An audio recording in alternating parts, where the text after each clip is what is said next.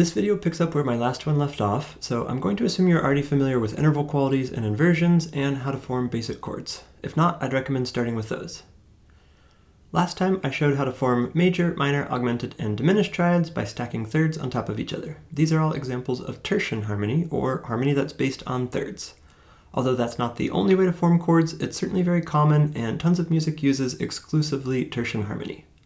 But if you pick up a piece of piano music, you're pretty likely to see chords that are full of all kinds of other intervals besides thirds. So what's the deal? Is tertian harmony actually more rare than I'm making it out to be? Well, to fully understand any chord, it's important to look at the context in which it appears. So it is possible that these chords could be found in other systems of harmony. But that said, all 5 chords here can easily be interpreted as examples of tertian harmony if you're familiar with chord inversions. In their most basic form, chord inversions work very similarly to interval inversions. If I start with a C major chord, and then slide the lowest note, C, up an octave, I've inverted the chord. Now, E is the lowest note, and if I slide that up an octave, I've inverted the chord again. Now G is the lowest note. If I try to invert it one more time, I get back to the chord's original form, exactly an octave higher than I started. Each inversion of the chord has a name.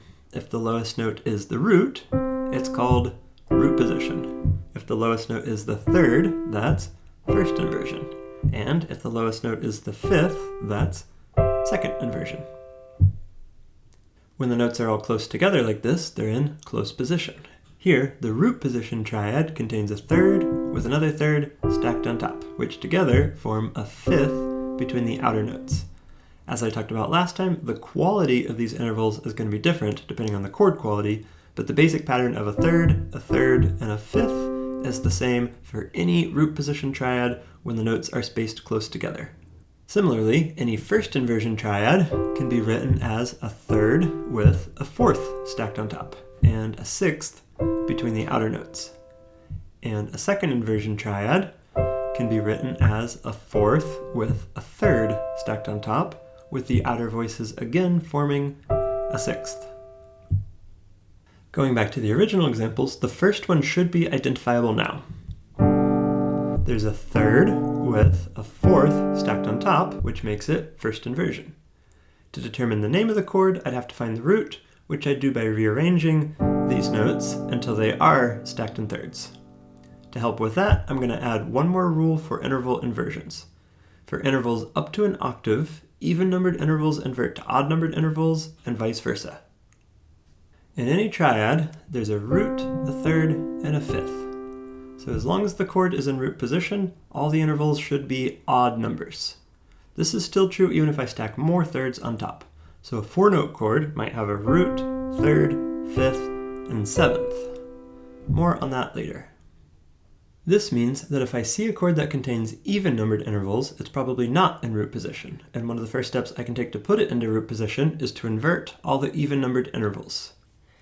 Here, there's a fourth between D and G, so I'd want to invert that into a perfect fifth. Normally, I've been saying to move the lower note up an octave to invert the interval, but since that would mean moving farther away from the B, instead, I'm going to slide the G down an octave. Now the chord is in root position, which means that the lowest note, G, is the root. So this example is a first inversion G major chord. None of the other examples quite match the basic forms I showed before.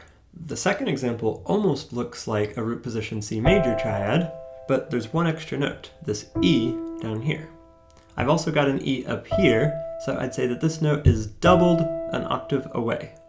Adding duplicates of the same note doesn't change the quality of the chord, but it can change the inversion. So this is a C major chord, even with the extra E in it. But because E is the third of the chord, not the root, this one is also in first inversion. The inversion is always determined by the bass note, regardless of how the other notes are spaced.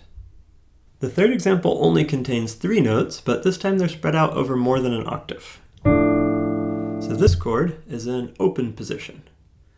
To determine the root and inversion this time, I'd want to start by putting it in close position. The interval between A and F is already less than an octave, so I don't need to move those notes around just yet. But the interval from A to D is an 11th, which is more than an octave. This is probably a good time to talk about simple and compound intervals. Intervals up to an octave are called simple intervals, and intervals larger than an octave are compound intervals. A to D is an 11th, but if I slide the D down an octave, A to this D is only a 4th. So an 11th could also be called a compound 4th. Similarly, tenths are compound thirds, and 12ths are compound 5ths. Going back to the example, if I keep the A and F where they are, but slide the highest note down an octave, I get this chord. This is already one of the basic chord shapes I talked about before, a 4th with a 3rd stacked on top of it. So it's a second inversion triad. Now, to put it in root position, I've just got to invert the even-numbered intervals. I see that A up to D is a 4th, so I'm going to flip that over to get a 5th from D up to A. And already, that's enough to put this chord into root position. D is the lowest note, so D is the root. And that means this example is a second inversion D minor chord. If it's confusing why it's D minor instead of D major, I'd recommend reviewing my last video where I talked about determining chord qualities. To figure out the last two examples, I'm going to use the same steps. It doesn't even really matter what order I do things in. I want to invert any even-numbered intervals and rearrange the notes until they're stacked in thirds, which often involves reducing compound intervals to their simple form. This example's got 4 notes, so I'm just going to start moving them around until I get them stacked in thirds. I might as well start by inverting the 4th at the bottom of the chord, so D to G becomes G to D. And that gives me this chord. Next, I see that F up to B is still an even-numbered interval, so I'm going to bump the B down an octave. And that gives me this chord. Now everything is stacked in thirds, so the chord is in root position, which means G is the root, B is the 3rd, and D is the 5th. This chord's also got a 7th, F, which makes it a G7 chord. I haven't talked about 7th chords very much yet, but here's one now. In the original spacing, though, the D was the lowest note. D is the 5th of the chord, and the inversion is always determined by which note is in the bass, so that makes this a second inversion G7 chord. Okay, final example. Right away, I noticed the 2nd from F to G, so a good place to start is to invert that. If I bump the F up an octave, I get this chord.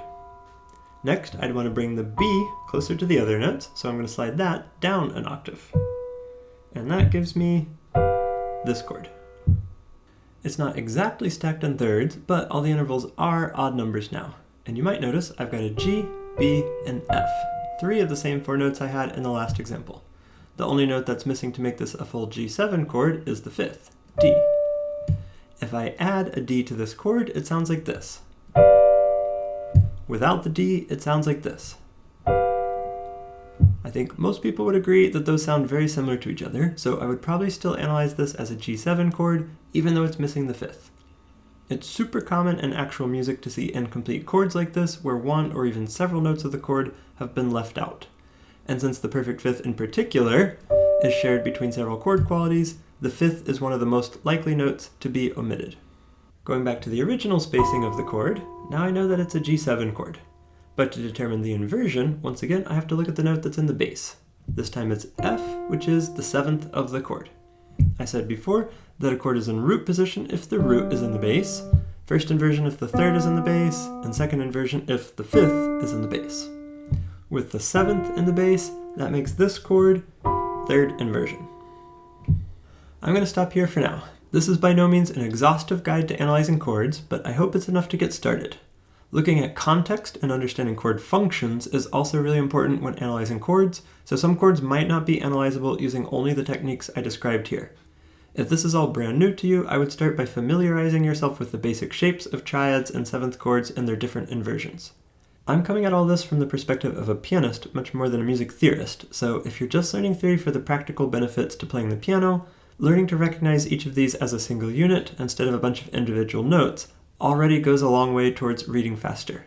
It takes a lot of practice to get really good at identifying chords, but I'd start by just analyzing as many as you can. If you come across one that still isn't making sense, it could be that it requires knowledge of more theory concepts.